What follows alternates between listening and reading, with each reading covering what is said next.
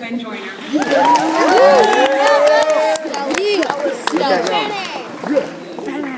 The angle towards him, so it's in the middle. I hear a voice in the distance trying to talk to me.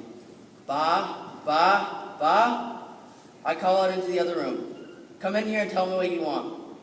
I see her approaching me, then she has a high kneel and points something and starts clapping, saying, ah, ah. Okay, I respond. I'll get you what you want. The questioning and frustrated look on her face tells me she's been trying to tell me what she's wanted for 10 minutes now. When I enter the living room of my house with a foam baseball, she smiles, ear to ear, and starts laughing. Who is this? This is my sister, Alyssa. Alyssa Rose Joyner was born on May 6, 2002 in the Newton Moseley Hospital. She was 3 pounds, 13 ounces at birth, and her head was the size of the palm of my dad's hand. Little did we know that Alyssa was not a typical girl. When she was born, the doctors were not sure how she would develop. She was diagnosed with cerebral palsy, global developmental delay, CDI, epilepsy, and she is nonverbal. Cerebral palsy is a general overview of people with damage to the brain. Alyssa's brain damage was caused by a blood clot in my mom's umbilical cord, which didn't allow enough oxygen to travel to her brain. Because little oxygen went to her brain, some of her brain tissue started to die, which caused her to have CP and all her other problems. Global developmental delay means that Alyssa is behind in the development compared with a typical 11-year-old. CVI stands for cortical visual impairment, which means that the message from her eyes to her brain is normal, so it is sometimes hard for her to recognize certain things like food she may like. Alyssa is also nonverbal, which means she cannot talk. She can only say things like ba and ah. Since Alyssa can only say these things, it has actually made us closer. She says these things every day, so I have to interpret the meaning of them differently each time, depending on the look on her face. I can tell by how she says these things if Alyssa is sad, mad, or even happy. When she is sad, I normally just have to give her a hug, then her smile just gets bigger. Lastly, around the age of 5, she was diagnosed with scoliosis. Scoliosis means she has a curve in her spine. Every year she grows taller, the curve in her spine increases. She will have to have back surgery at some point. She has epilepsy, that means she has a seizure disorder. When Alyssa has seizures, it sends weird electrical discharges that makes her brain shut down for a certain period of time. Her seizures were diagnosed when she was about 4 years old. During that time, Alyssa started to have more seizures, which usually lasted about 15 to 45 seconds. My parents kept taking her to see the doctor, and the doctor finally saw her having a seizure. Then she had to start taking seizure medication to calm her brain down since it was having so many seizures. Alyssa also had to start taking some medication to help her sleep since her brain is so active due to the seizure disorder. Because of this, Alyssa really never gets into a deep sleep, which is when your brain relaxes and your dream starts. Even though Alyssa has her differences, she's still a normal girl in many ways. She loves to swim, she loves music, she loves sports, and she even goes to school.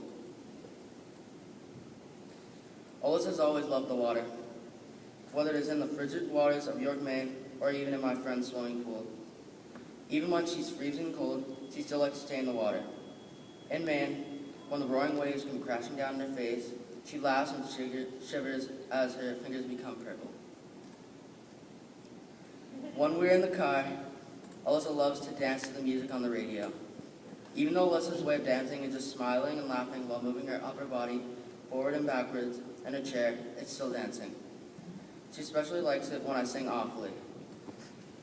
She laughs so hard she sometimes falls over. While we listen to music in the car, she might occasionally grab my hair, hit me in the face, or try to push me around, just like a normal sibling. She thinks that it's hilarious when I make it hurt from her hitting me. Alyssa does not register pain like you or I do because of her brain disease. She doesn't feel the pain, so she doesn't understand that it may hurt me. Since I play sports, Alyssa loves to play with me. When I was about 10, and she was about 7 or 8, I taught Alyssa how to throw a baseball. At the time, I just wanted someone to play with. Playing catch with Alyssa now brings sunshine to her day. Now she throws everything, but at least she has fun doing it. Alyssa also loves watching my hockey games. From the sound of the whistle, when the puck drops, and skates sticking into the ice, to someone getting laid out from a hit, she loves it.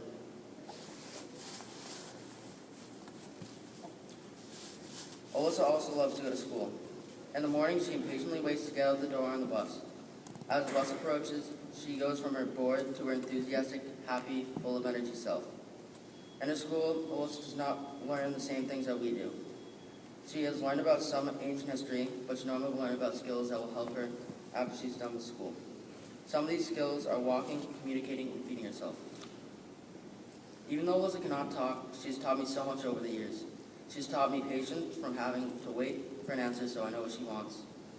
She's taught me responsibility from taking care of her and making sure everything is okay. The final thing that Alyssa has taught me is perseverance. Alyssa shows perseverance every day when she tries to do what she wants. Alyssa is determined and doesn't stop until she succeeds in making her wishes known, and doesn't stop until she gets there. Alyssa also has taught me that actions speak much louder than words. She can only communicate it through her actions, so her way of talking is acting and showing. By just acting out what she wants, Alyssa has taught me so much.